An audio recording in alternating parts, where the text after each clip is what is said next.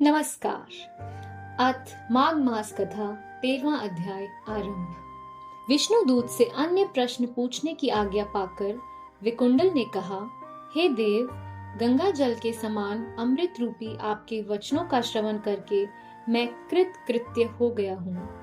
धर्मशास्त्रों ने सत्य ही कहा है कि सज्जनों के दर्शन मात्र से पापों और तापों का नाश हो जाता है। आपने अपनी ज्ञानपूर्ण बातों से मेरे अज्ञान और संदेह का नाश किया है, तथापि मुझे एक कष्ट से और मुक्त करने की कृपा करें। मेरे बड़े भाई को नरक से मुक्ति दिलाने का कोई उपाय बतलाने की कृपा कीजिए। विकुंडल द्वारा ऐसा आग्रह करने पर विकुंडल का भाई के प्रति अनुराग देखकर विष्णुदूत बहुत अधिक प्रभावित हुए। विकुंडल से दूत ने कहा, हे मित्र, यदि तुम अपने 8वें जन्म के पुण्य अपने भाई को दान कर दो तो तुम्हारा बड़ा भाई स्वर्ग प्राप्त कर सकता है। विष्णुदूत के यह वचन सुनकर विकुंडल ने कहा, मैं अपने भ्राता को नरक से मुक्त कराने के लिए अपने 8वें जन्म के पुण्य दान करने को तैयार हूँ, किंतु मुझे अपने 8वें जन्म की कोई स्मृति नहीं है। कृपया मुझे मेरे 8वें जन्म के बारे में विस्तार पूर्वक बतलाइए। भगवान विष्णु के दूत ने कहा, अत्यंत प्राचीन काल में मधुवन में महर्षि शाक्ली निवास करते थे। वे तपस्वी, ज्ञानी और वेदों के अध्ययन में रत रहने वाले तेजस्वी महर्षि थे। उनकी पत्नी रेवती भी सती साध्वी धार्मिक स्त्री थी। रेवती ने 9 पुत्रों को जन्म दिया। ध्रुव, शशि, बुध, तार, निर्मोह, जितमाय, ध्यानकाम, गुणाती तथा ज्योतिष्मान। महर्षि के 5 पुत्र ध्रुव, शशि, बुध, तार तथा अंतिम पुत्र ज्योतिष्मान अग्निहोमी थे। ये पांचों ही पूर्ण धार्मिक रूप से गृहस्थ धर्म में जीवन व्यतीत करते थे। महर्षि शाक्ली के शेष 4 पुत्र निर्मोह, जितमाय, ध्यानकाम तथा गुणाती गृहस्थ धर्म से विरक्त पूर्ण सन्यासी थे। किसी कार्य को करने में इनकी कोई रुचि नहीं थी। ये सभी एक ही ग्राम में निवास करते थे, परंतु ये संग तथा परिग्रह से रहित थे। इन्होंने शिखा और यज्ञोपवीत का भी परित्याग कर दिया था। ये चारों ही स्वर्ण तथा साधारण पत्थर को एक समान समझते थे। चाहे जिस वस्तु से शरीर को आच्छादित कर लेते थे और चाहे जहाँ बैठ जाते थे।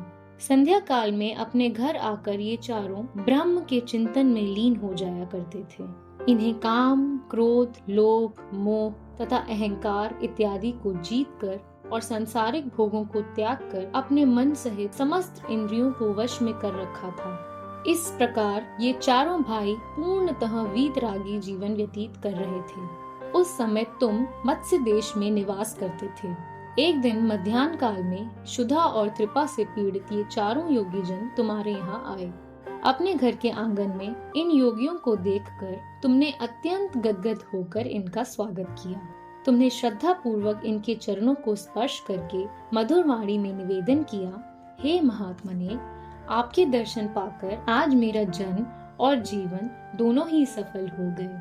आपके दर्शन ईश्वर के दर्शन के समान है। इसके बाद तुमने उनके चरण धोकर चरणोदक को सिर पर धारण किया। ऐसा करते ही तुम्हारे जन्म जन्मांतर के पाप नष्ट हो गए।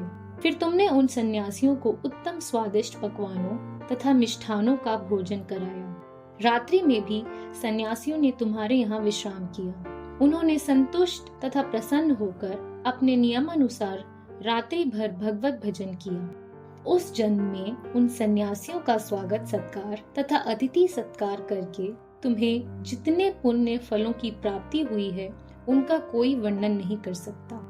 आगे विष्णुदूत ने उत्तम सन्यासियों की महिमा का वर्णन करते हुए कहा, सृष्टि के समस्त जीवों में मनुष्य को बुद्धिमान प्राणी माना गया है और मनुष्यों में भी ब्राह्मण को श्रेष्ठ कहा गया है। ब्राह्मणों में विद्वान ब्राह्मण को कृत बुद्धि कहा गया है। कृत बुद्धियों में क्रिया करने वालों को श्रेष्ठ कहा गया है और ब्रह्मवादियों को सर्वश्रेष्ठ कहा गया है। ब्रह्मवादी तीनों लोकों में श्रेष्ठ माने गए हैं। अतएव इनकी पूजा करना प्रत्येक मनुष्य का कर्तव्य भी है और धर्म भी। आपने अपने 8वें जीवन में इसी प्रकार के 4 ब्रह्मवादियों की सेवा की थी। विष्णुदूत की ये बातें सुनकर विकुंडल ने उसी समय अपने 8वें जन्म के संचित पुण्यों को अपने बड़े भाई को दान कर दिया। इससे उसके ज्येष्ठ भ्राता को तत्काल नरक से मुक्ति प्राप्त हो गई और कुंडल भी विकुंडल के निकट आ गया।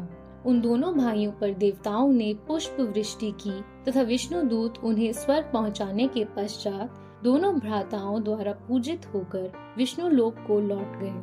हे राजन, जो श्रोता भक्ति पूर्वक इस कथा का पठन पाठन अथवा श्रवण करता है, वह भी निष्पाप होकर सहस्त्र गोदान के पुण्य फल को प्राप्त करता है। इति श्री पद्म पुराणे माघ महात्म 13वां अध्याय संपूर्ण। भगवान विष्णु की जय। धन्यवाद।